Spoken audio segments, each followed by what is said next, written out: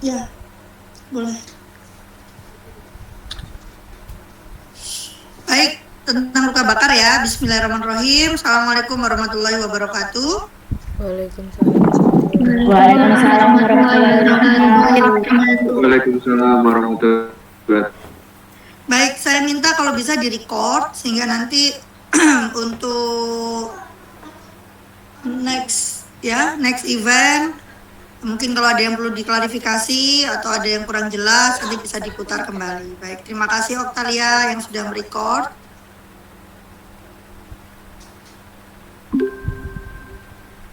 Oke, baik. Bicara tentang luka bakar, maka kita bicara tentang secara komprehensif ya, di mana luka bakar itu tidak hanya bersifat fisik tapi juga psikologis.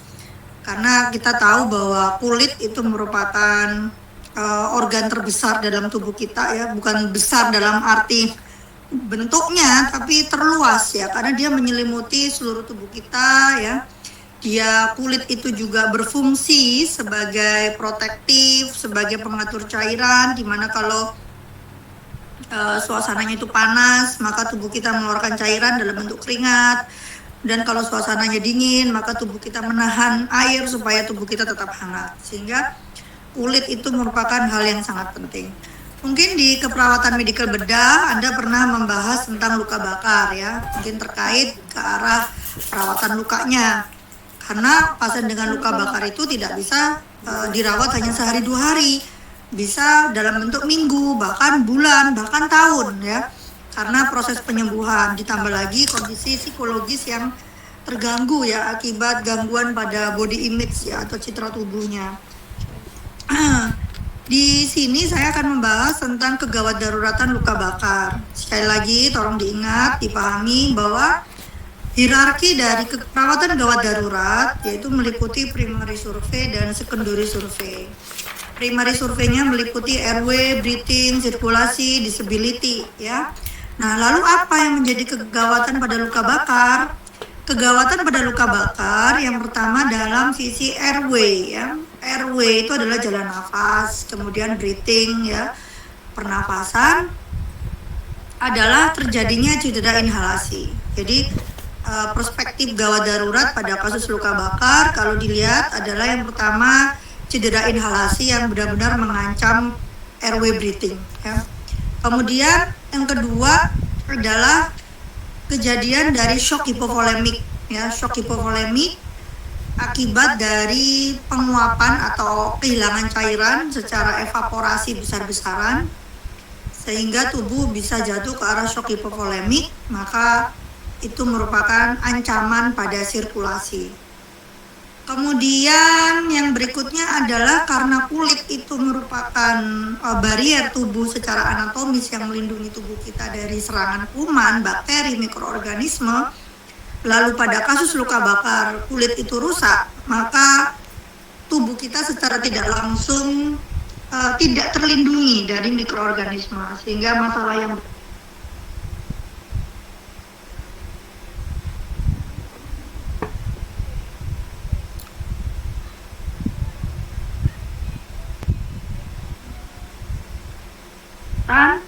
pertama adalah dari segi airway breathing terjadinya cedera inhalasi, kemudian yang kedua dari segi sirkulasi itu terjadinya shock hipovolemik, dan yang berikutnya adalah infeksi yang berakhir pada sepsis. Selain itu juga adanya nyeri, karena reseptor nyeri itu banyak pada daerah kulit terutama di area dermis ya, seperti itu. Baik, itu awal ya.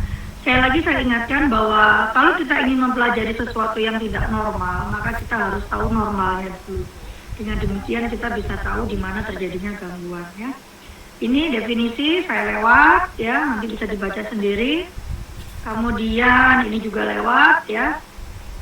Oke, ini juga lewat, sudah Bu Merina sampaikan tadi di awal ya, ini juga sudah lewat ya. Ini nice to know, ini adalah patofisiologi dari luka bakar. Ya. Ini sudah lewat ya, kemudian ini juga sudah lewat, ini juga sudah lewat, shock hipovolemik ya. Dalam hati jangan lewat terus ya, tapi ada yang harus kita pelajari, ini harus kita pahami ya.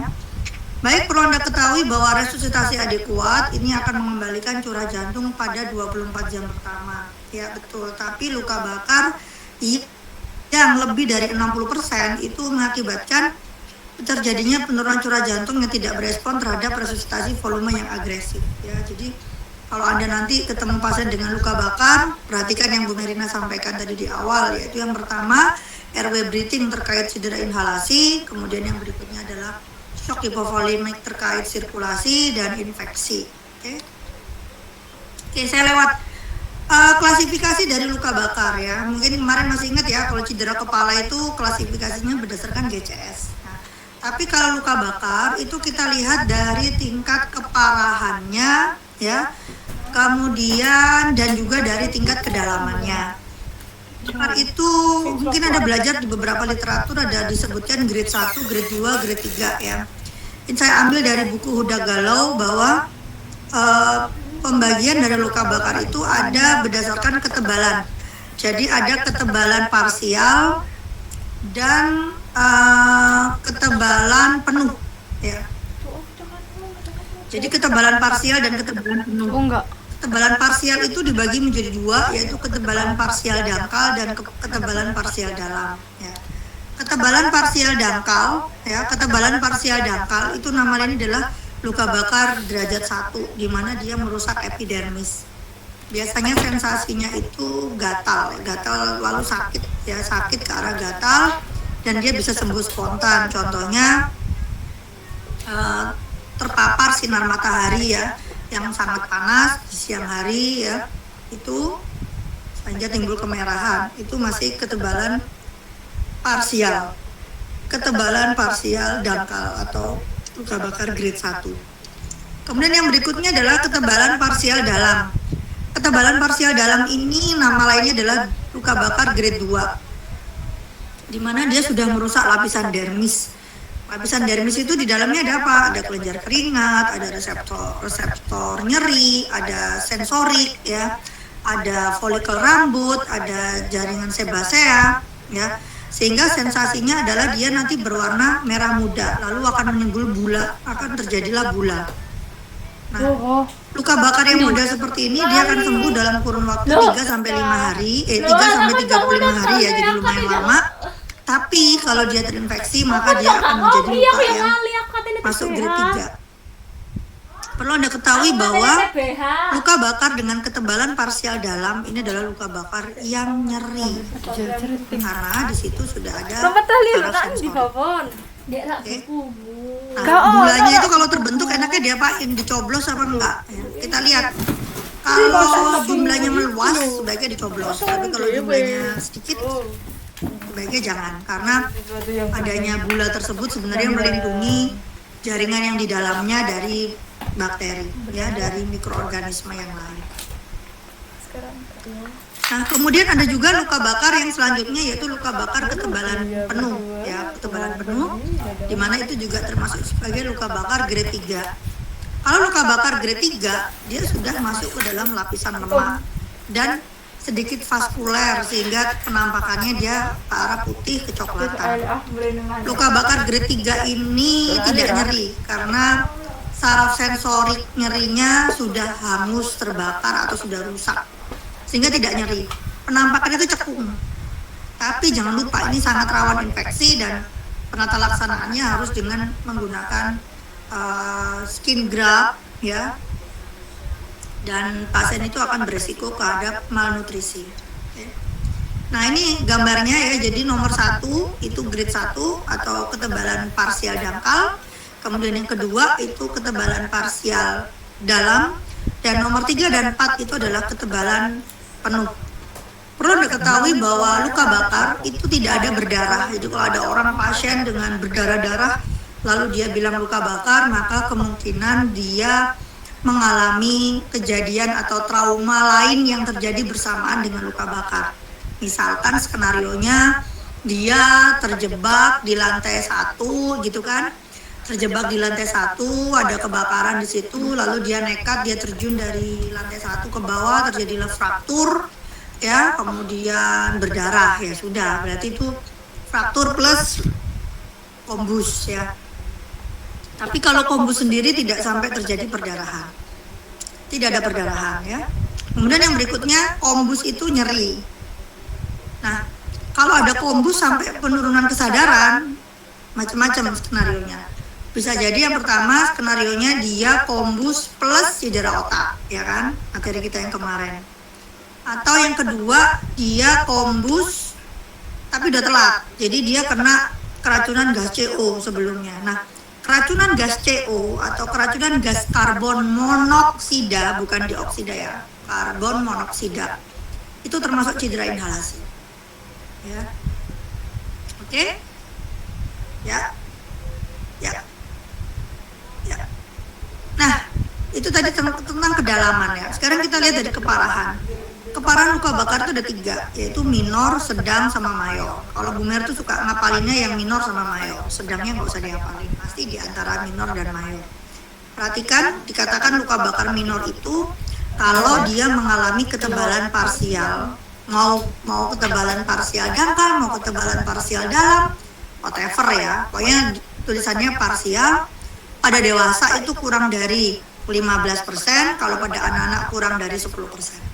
Tapi kalau dia ketebalan dalam, kayak ketebalan penuh dia kurang dari 2%.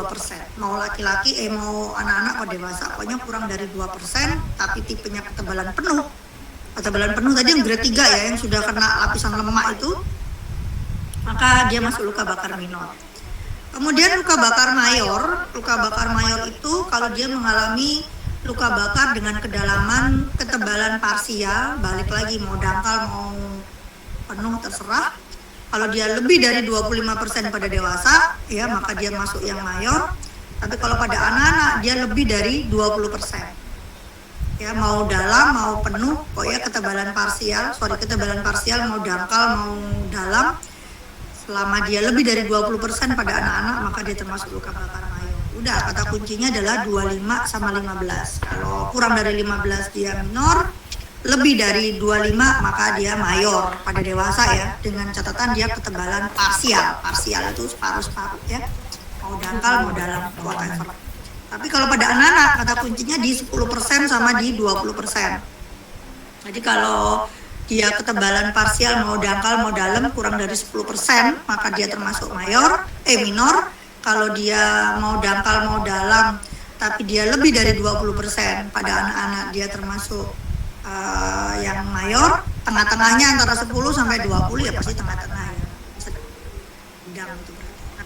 Kemudian kata kunci yang berikutnya adalah ketebalan penuh ya, ketebalan penuh di mana lebih dari 10%. Nah, selain itu jika luka bakar yang itu dialami atau mengenai daerah wajah ya, daerah wajah itu sangat bahaya karena dengan luka bakar di daerah wajah itu kemungkinan mengalami cedera inhalasinya itu besar banget ya.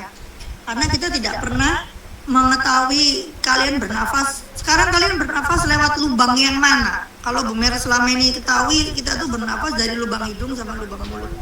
Kita nggak pernah bernafas pakai lubang telinga, ya apa enggak? Ya kan? Ya kan? Nah, apalagi lubang-lubang yang lain ya kan?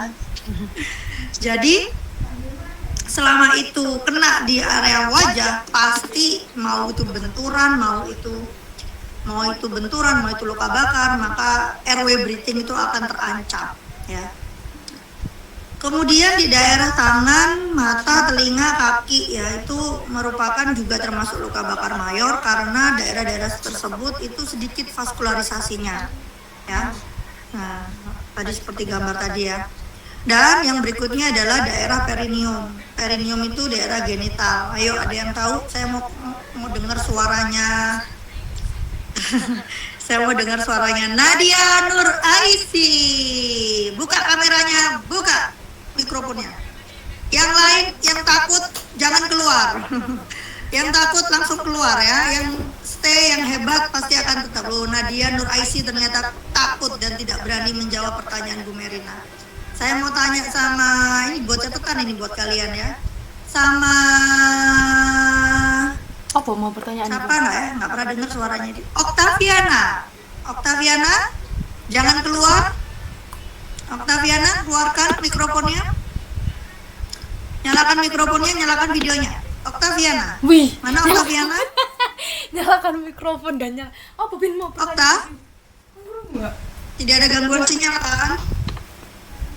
Okta,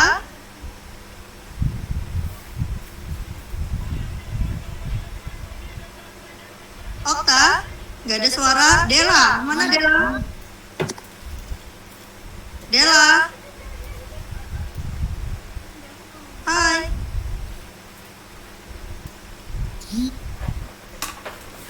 Dela, Apa pertanyaan nih? Dela mana Dela?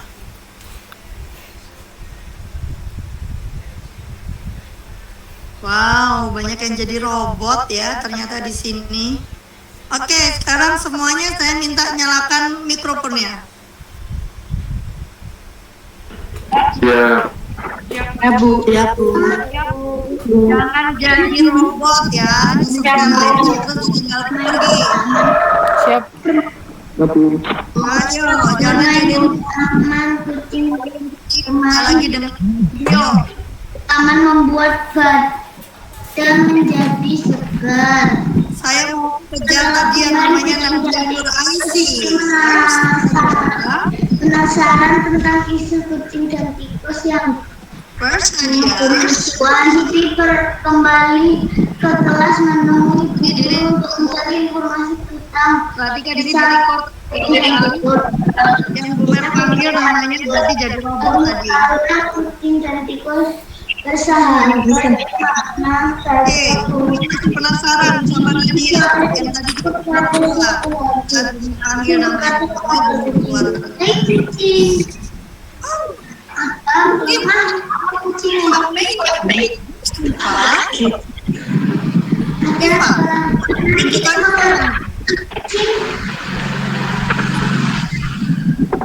Rifa. Ikan nasi itu di sana digantung di Oke, rumah. yang lain boleh dimatikan mikrofonnya. Gebrakannya Bu Merina udah selesai untuk hari ini. Sekarang yang saya mau cari yang namanya Rifa. Mana Rifa? Siap Bu, mohon izin. Yang lain siap-siap ya, ini di record. Saya nanti minta recordnya akan di-share ke Kaprodi. Jadi saya bisa tahu siapa yang jadi robot dan siapa yang benar-benar ikut kuliahnya Bu Mer. Oke? Don't play around with me ya. Jadi pastikan kuliah yang betul ya. Karena sekali lagi hasil tidak pernah, proses tidak pernah mengkhianati hasil. Oke, sekarang saya mau ngomong sama siapa tadi yang saya panggil? Rifa. Siap Rifa. Oke, very good. Rifa, kenapa genitalia yang hanya sedikit itu kalau dia kena luka bakar, dia jadi luka bakar mayor? Why?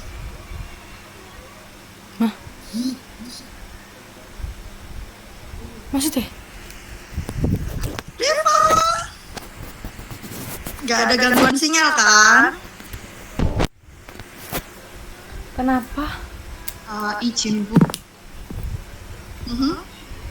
Mhm. Rifa, izin. Silakan Rifa.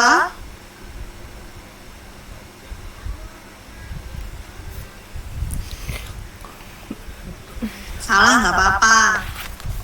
Yang penting jawab. Itu keren. Kamu berani berarti. Yang langsung keluar dipanggil namanya atau tiba-tiba keluar karena nggak ada sinyal sudah dicatat sendiri. Kuliah itu ya dengerin ya, kuliah itu bukan nangkep bahasa mahasiswa terus dia nggak bisa terus kita enggak.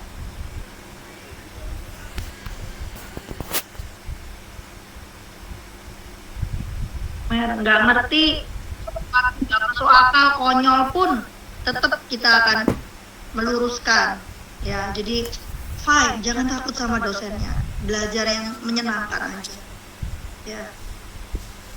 Rifa, mana Rifa? Jawab pertanyaannya Bu Mer. Menurutmu, karena perawat itu selain main logika dia juga harus pintar. Nah sekarang coba logikanya, kalau genitalia yang cuma sauprit kayak gitu aja kena luka bakar itu sudah masuk dalam keparahannya mayor. Kenapa menurutmu? Oh, karena kalau pada area genitalia itu lebih mudah terinfeksi. Pembuangan sisa-sisa metabolisme seperti urin. Nah, kalau misalkan terkena luka bakar, otomatis yang tadinya badannya saja, misalnya badannya semuanya terbakar, berarti kan otomatis ini menimbulkan hipovolemik juga. I love you. 70% itu betul banget ya. Kasih applause buat Rifa. Terima kasih Bu. Micin. Maaf salah. Sekarang Bunga mau cari yang lain. Saya mau cari petangguh-petangguh yang nggak takut dan nggak lari dari kenyataan ya. Saya nggak mau manggil Romi udah biasa aktif. Saya nggak mau manggil Mbak Vera udah keren, sering. Saya nggak mau manggil Mbak Nur Aini udah keren, sering keren. Sekarang saya mau cari yang lain. Ivan Barak saya juga nggak mau manggil karena dia sudah biasa keren ya. Sekarang saya mau cari wajah-wajah baru ini ya, macam dia Savena, enggak lah, dia udah keren kok. Saya mau cari yang lain aja. Meldi Berliani, mana Meldi? Suaramu mana Meldi? Apa anjir? Siap Bu. Oke Meldi, ada tambahan kah? Tadi udah keren dia 70% udah bener. Ada tambahan nggak? Menurut Meldi, kenapa sih di daerah perineum itu yang cuman segini gitu ya? Tapi kalau itu udah kena luka bakar, dia sudah masuk mayo. Why?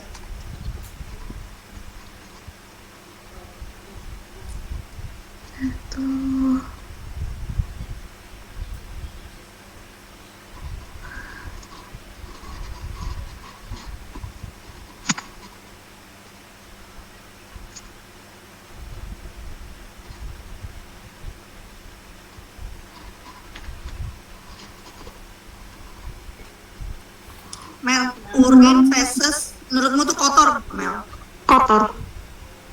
Bayangkan, Mel, luka bakar di tangan aja bisa infeksi, apalagi luka bakar di situ pas dia BAB kesenggol feses, pas dia BAK kesenggol urin. Kira-kira lebih cepat infeksi nggak?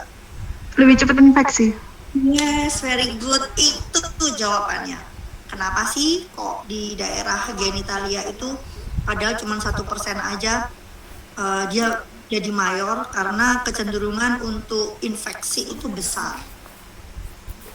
Oke, jadi itu jawabannya ya. Karena nggak mungkin, maaf ya, lagi sakit luka bakar ya, nggak boleh pipis dulu ya, nggak boleh BAB dulu ya, kan nggak mungkin kita kayak gitu kan. Sehingga yang dimaksud adalah resiko infeksinya itu menjadi lebih besar. Oke, deal ya. Bumer lanjut lagi. Yang lain pastikan fokus, karena kuliah saya nggak lama kok, sebentar. Abis ini selesai kuliah. Don't worry. I need just for a little time. Oke, jadi pengkajian luka bakar. Jadi kalau Anda mau mendapatkan pasien dengan I'm so sorry, your place is with me.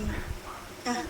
Oke, jadi pengkajian utama dalam luka bakar itu yang pertama adalah 1, persentase luka bakarnya. Persentase luka bakarnya itu Anda harus tahu. Cara mengukurnya adalah dengan rule of 9 ya.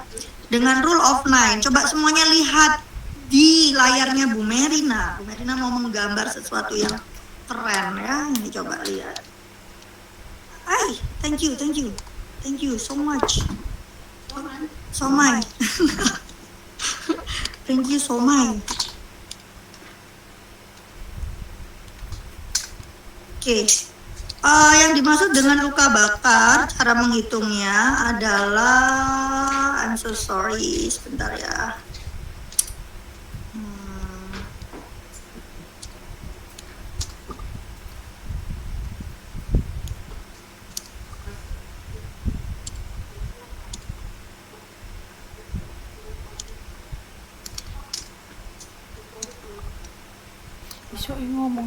Oke, perhatikan ya. Jadi yang dimaksud dengan luka bakar itu pakai rule of 9. Rule itu aturan, 9 itu 9. Berarti ada 11 area yang nilainya 9%. Apa saja itu? 1, muka. 2, dada. 3, perut. 4, tangan. 5, tangan, 6 paha, 7 paha, 8 kaki, 9 kaki, 10 punggung atas, 11 punggung bawah. Berarti ada 11 area yang nilainya 9%. Itu nilainya adalah 99% plus adanya perineum yang nilainya hanya 1%. Jadi totalnya adalah berapa persen? Ya, 100%. Yes, 100%, Bu. very good. Yes, very good. Totalnya adalah 100%. Paham sampai di sini? Ya, paham. Ya, paham. Ngapalinnya nggak ribet-ribet, pokoknya inget-inget. 1 kepala, 2 tangan, 3 tangan, 4 dada, 5 perut, 6 punggung atas, 7 punggung bawah, 8 paha kanan, 9 paha kiri, 10 kaki bawah, 11 kaki kiri, 11. Itu namanya rule of 9 ya. Nah, itu cara untuk mengukur atau menghitung persentase luka bakar ya. Oke. Kemudian apalagi yang dilihat, apalagi yang yang dikaji, yang berikutnya adalah kedalaman. Kedalamannya tadi apa? Ketebalan parsial dangkal, ketebalan parsial dalam, ketebalan penuh. Letak anatomis, gimana? Kalau di muka, tadi curiga apa? Kalau di muka, bunga, mana bunga? Bunga, kalau luka bakar di muka, curiganya apa? Bunga indah di taman sari. Bunga, mana bunga saya? Bunga? Aduh, ini di record ini. Beneran. Ya, jadi bunga ya. Kalau ada luka bakar di area anatomis ya, terutama wajah. Curiga apa? Bunga? Kalau ada luka bakar di area wajah, curiga apa? Itu pernafasannya, Bu. Very good, keren. Alias cedera? Otak. Inhalasi. Cedera inhalasi. Hei, nggak bahas cedera otak, bahas cedera inhalasi ya. Jadi ingat-ingat, kegawatan pada luka bakar, cedera inhalasi, shock hipovolemik, sama infeksi. Oke. Nah, sekarang yang berikutnya tadi letak anatomis ya, hafalin daerah-daerah yang dikatakan sebagai luka bakar dengan keparahan mayor. Tadi di mana aja? Di mata, di muka, di perineum, di tangan ya, di telinga ya. Kemudian yang berikutnya adalah kita kaji apakah ada cedera inhalasi. Cedera inhalasi itu meliputi 2 hal. 2 atau 3 ya? Oh, 3 hal. Kalian mau suka 3 apa mau 4? Siap 3. Oh, siap 3. Terima kasih Mbak Vera. Siap 3 ya. Jadi yang pertama adalah cedera inhalasi ya, ingat-ingat. Yang pertama adalah keracunan gas CO. Jadi keracunan gas karbon monoksida. Yang kedua adalah edema laring. Yuk kita gambar edema laring itu kayak apa sih ya. Lihat ya di Ups.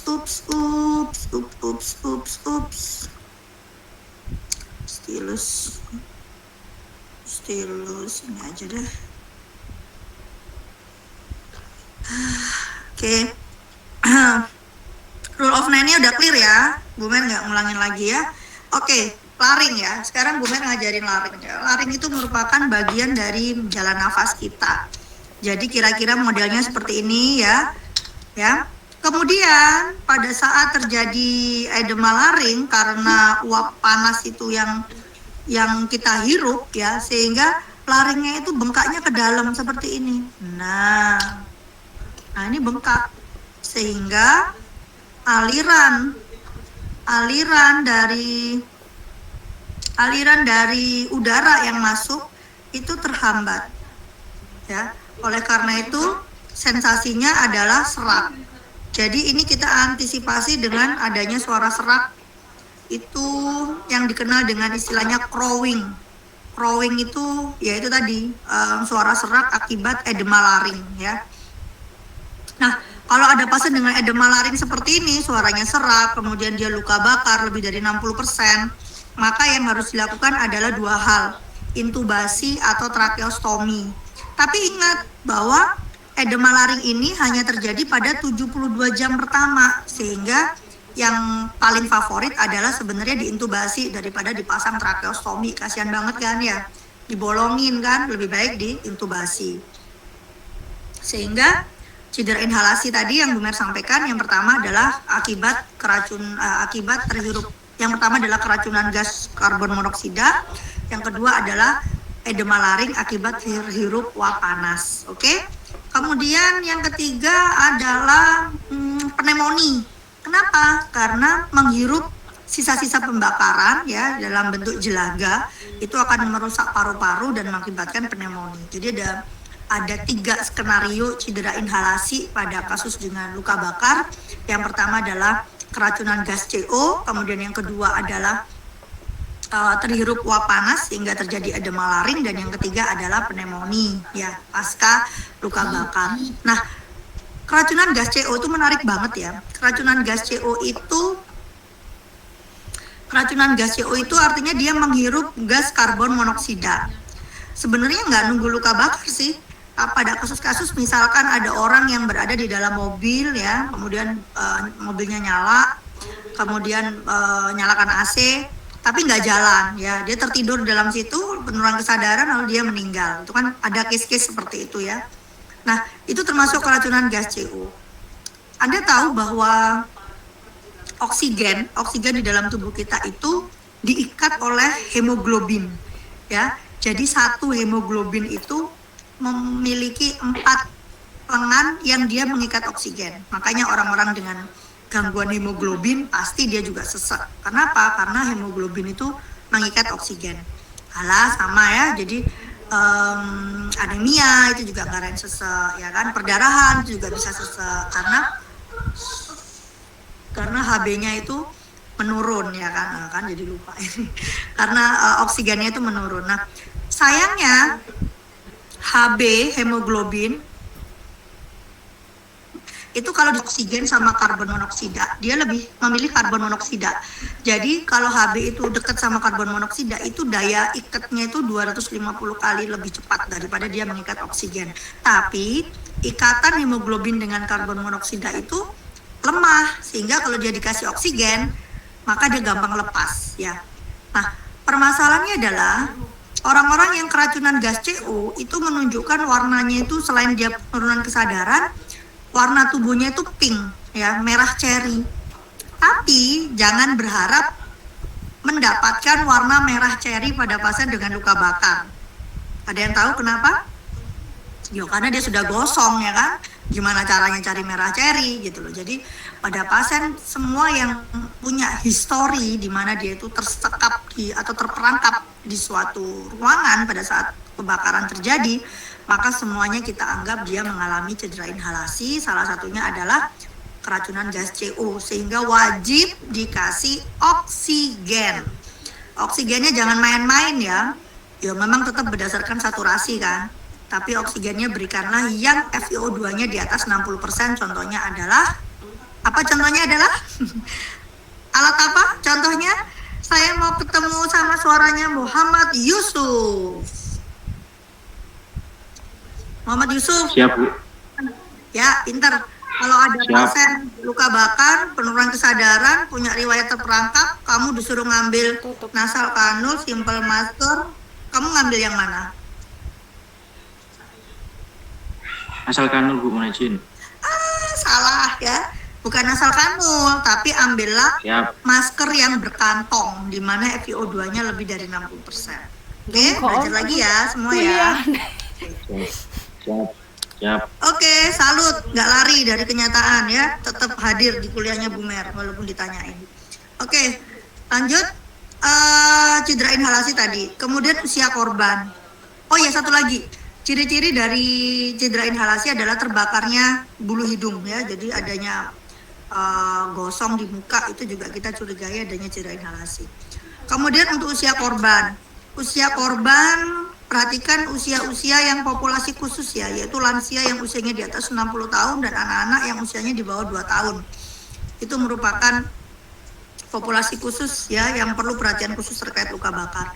Kemudian riwayat medis yang terkait, misalkan pasien dengan diabetes mellitus, pasien dengan gagal ginjal, pasien dengan PPOK itu semakin memburuk kalau dia mengalami luka bakar. Bayangkan orang yang tidak sakit apa-apa saja dia beresiko terhadap cedera inhalasi, shock hipovolemik dan infeksi. Apalagi dia punya penyakit yang sama atau yang pada dasarnya 3 hal itu aja sudah mengalami gangguan ya.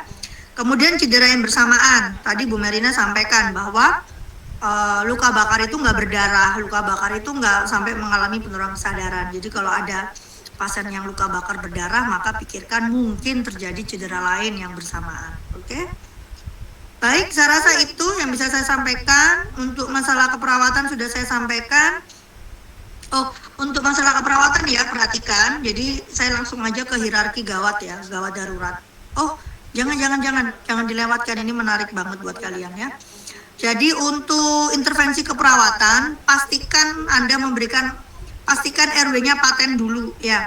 Kalau dia, makanya pasien itu harus sadar. Jadi kalau dengan sadar tuh sebenarnya Anda bisa mengecek ya, memastikan bahwa jalan nafasnya fine ya. Yang bahaya itu kalau dia penurunan kesadaran. Kemudian berikan posisi semi-Fowler, kemudian kasih oksigen yang FiO2-nya di atas 60%, contohnya masker berkantong. Kalau pakai masker berkantong, flow meternya harus di atas 10 ya, 10 liter per menit. Kemudian jangan lupa lakukan kultur sputum karena dia beresiko terjadinya pneumonia.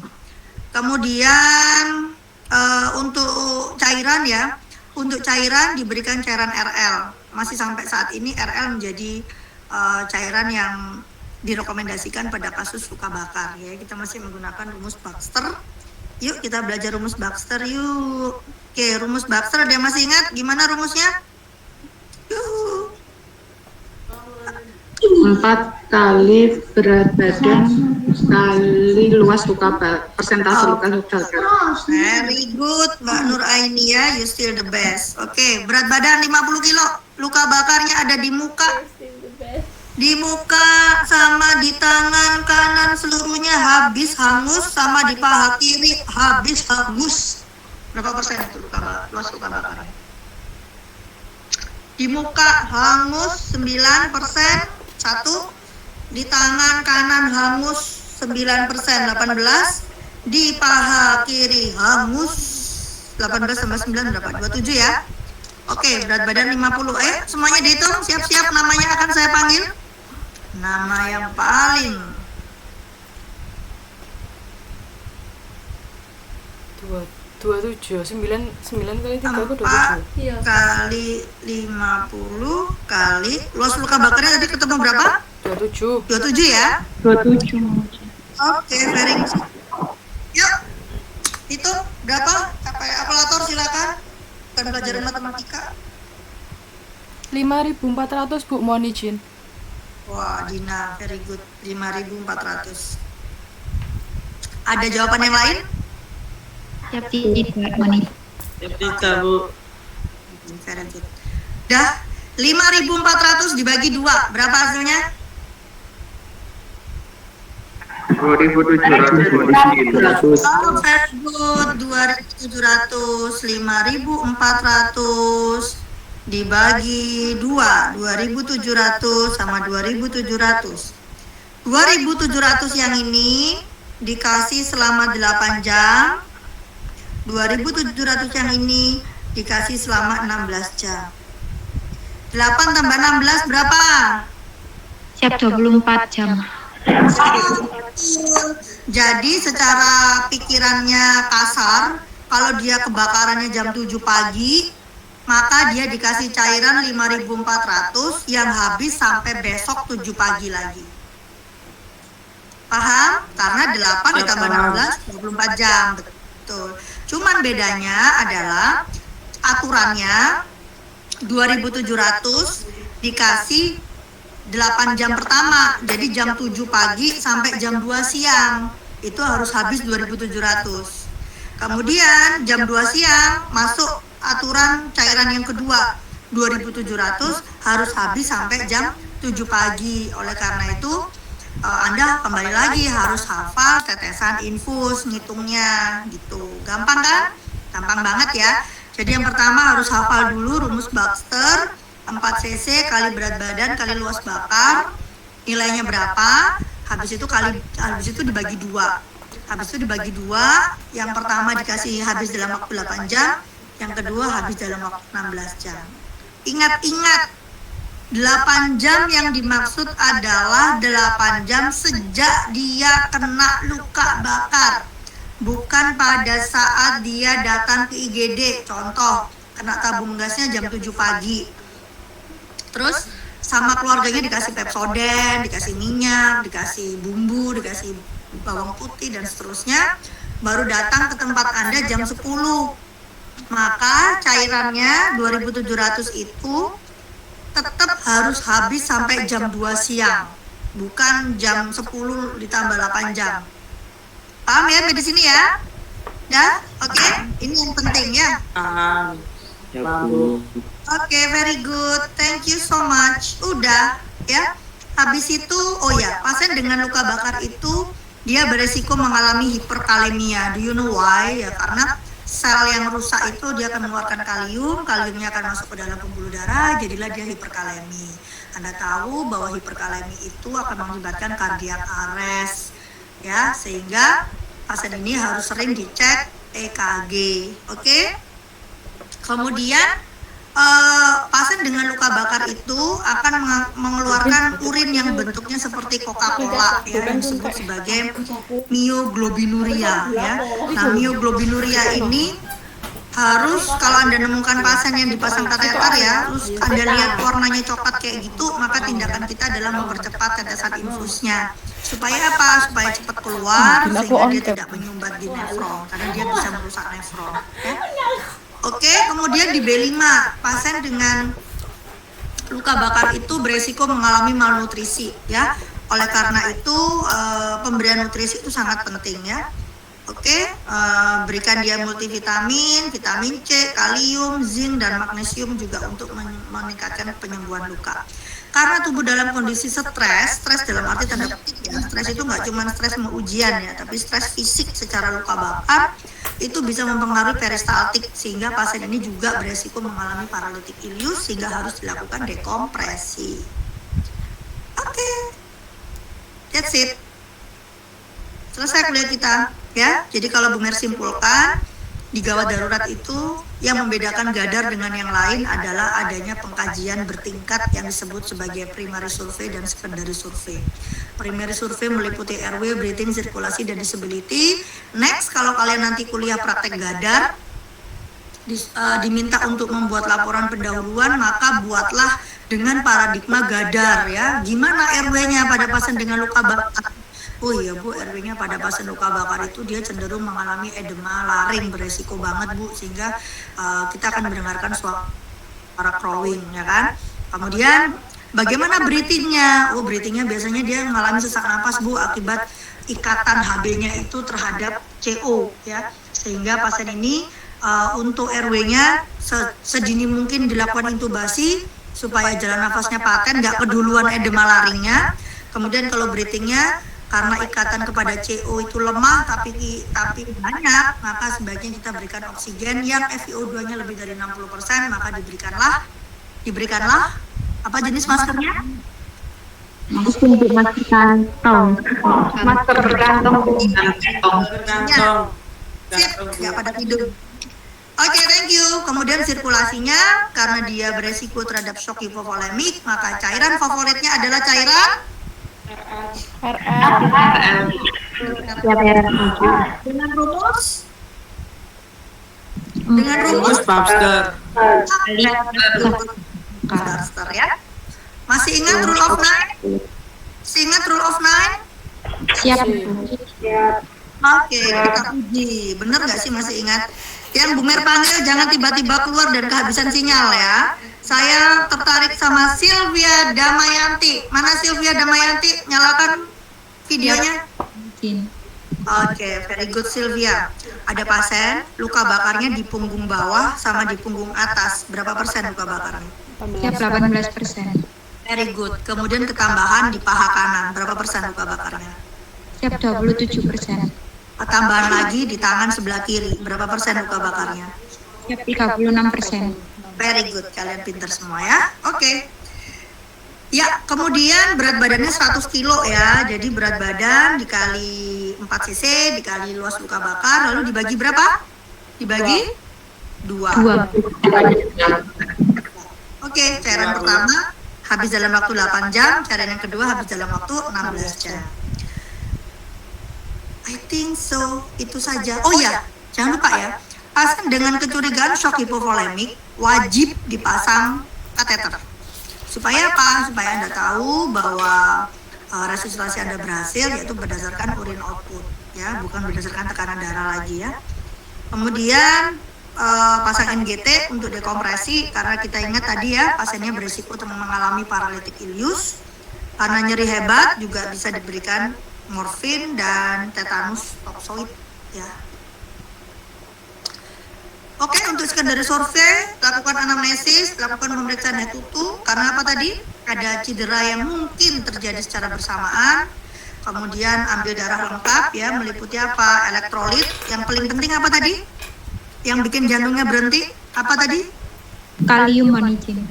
Pinter, kalian pinter banget. Betul, kalium ya.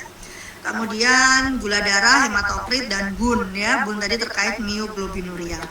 Debridemen sisanya perawatan luka. Dari debridemen pembalutan sama skin graft, lahannya KMB ya. Kita tadi fokus ke arah primary survey. Oke, saya rasa cukup itu yang bisa Bu Merina sampaikan. Nanti kasusnya ini dipelajari sendiri, sudah ada di slide-nya. Ada pertanyaan?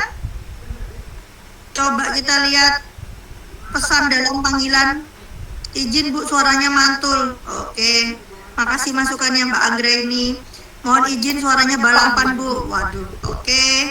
Mohon izin Bu Mer, tadi waktu Bu Mer panggil saya masih ngambil seragam jadi tidak dengar. Oh my god. Kuliah ya. Kalau kuliah harus spellingkan waktu, jangan disambi.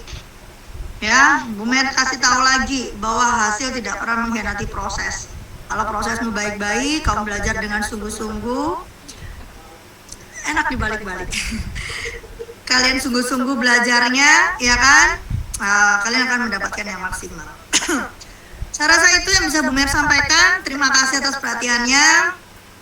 Semoga barokah. Jangan lupa, walaupun masa pandemi seperti ini bukan berarti kita rebahan, tapi malah kita harusnya semakin produktif. Oke? See you, bye. Assalamualaikum warahmatullahi wabarakatuh. Terima kasih Bu Mer. Terima kasih Bu. Ya, sama-sama. Bye-bye. Jaga kesehatan. Jangan lupa protokol kesehatan. Baik, izin Bu. Ya Bu, izin Bu. Materinya.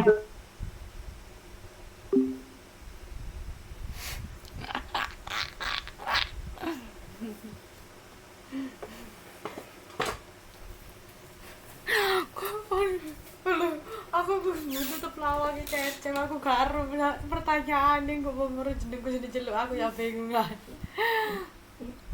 Aneh. Ibu salah sing keloro ku sing nyeluk Rifa ku. Kalau anunya terkena anunya ku opo? Anunya itu apa? Saiki jam piro, Bang? Kurang jam 11 ta? Wes mari, setengah 12, tapi kurang 7 menit. Bareng ini aku adus. Kan jare adus jam 12. Ya apa wes telat, terus kadang 7 menit mana? Apa pengumpulan itu? Enggak. Oh, selanjutnya. Iya, maksudku Ever have a doubt you? I want you to the bone. Ever have a doubt you?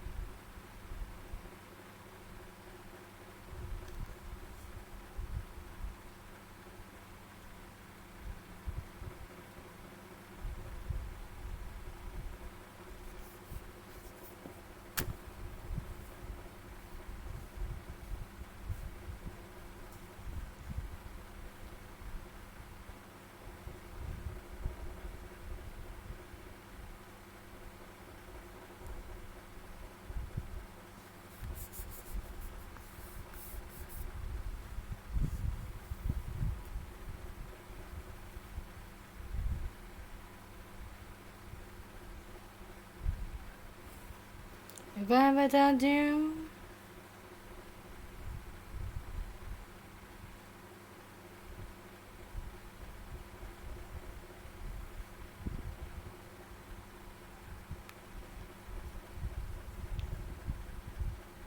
Wis tugas sing keloro iku apa? Menyusun kebijakan.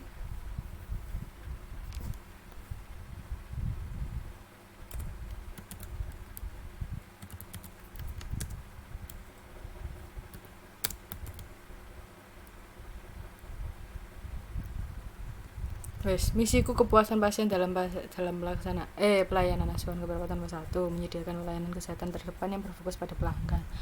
Meningkatkan mutu pelayanan keperawatan yang komprehensif dan terintegrasi. Menciptakan jiwa profesional tenaga medis dengan secara berkesinambungan lewat pendidikan dan latihan. Meningkatkan pelayanan administratif yang tepat, cepat, informatif kepada masyarakat wong ruangan kok. Wis. Apa told you? Kan lu.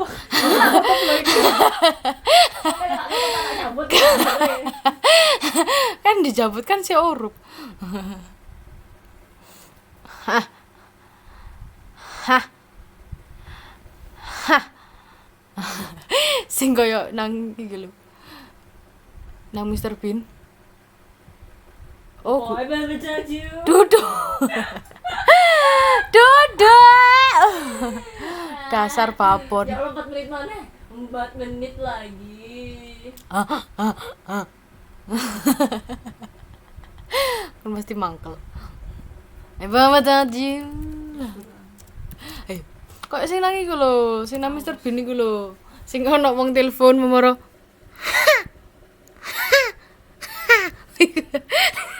Sing sebelah mangkel.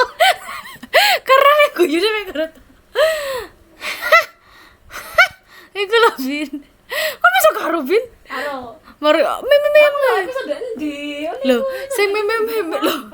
Lho, sing nang kereta. Sing nang kereta, Mr. Bean sing nang kereta.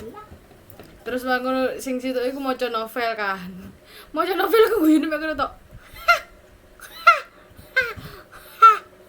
Makanya Mr. Bean iku berusaha nyumpul ambek kaos kaki, ambek permen karet, nang kuping. Terus orang ngono pas dikate diperiksa. Kereta tak pesawat. Oh, Kereta. pesawat iku sing muntah iku ya. Iya. Gila nih gue tambah.